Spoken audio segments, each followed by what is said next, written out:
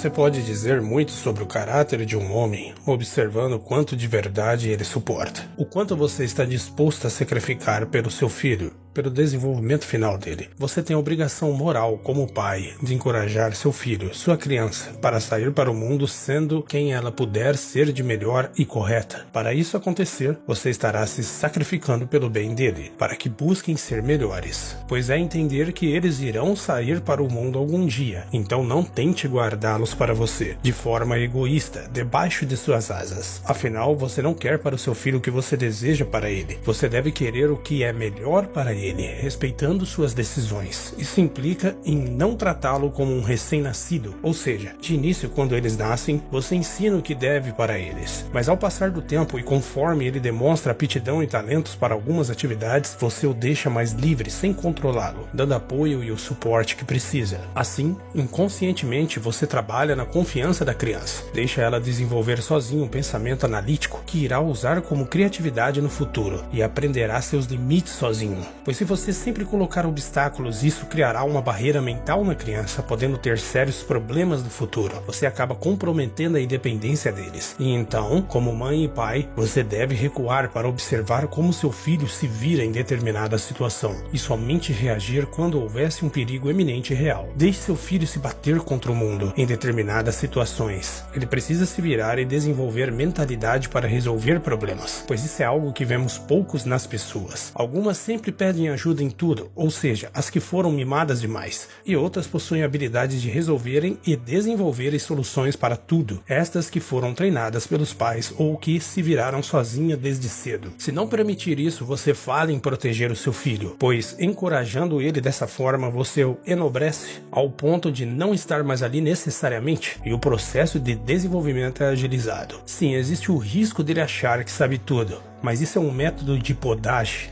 não um método autoritário. Você deveria se retirar da equação incentivando seu filho a ser a melhor pessoa possível. Você tem que pensar que, entenda, você não pode simplesmente sentir, você tem que pensar, mesmo quando você está cuidando das crianças. Parte do que você está fazendo é ser compassivo, mas se você é muito compassivo com suas crianças, então você faz de tudo por elas. E se você fizer de tudo por elas, as mesmas crescem inúteis e nunca irão embora para o mundo e viver como o papel que é o dos filhos, pois você grudou eles em você, como se eles não pudessem viver sem. Ele não desenvolveu habilidades de pensamento e soluções para a própria vida dele. Se esse for o caso de mimação, eles irão te odiar e odiarão o mundo inteiro também. E isto é uma má ideia. Você sabia que existe uma regra se você estiver trabalhando em algum lugar como uma casa de repouso? E a regra é uma regra dura.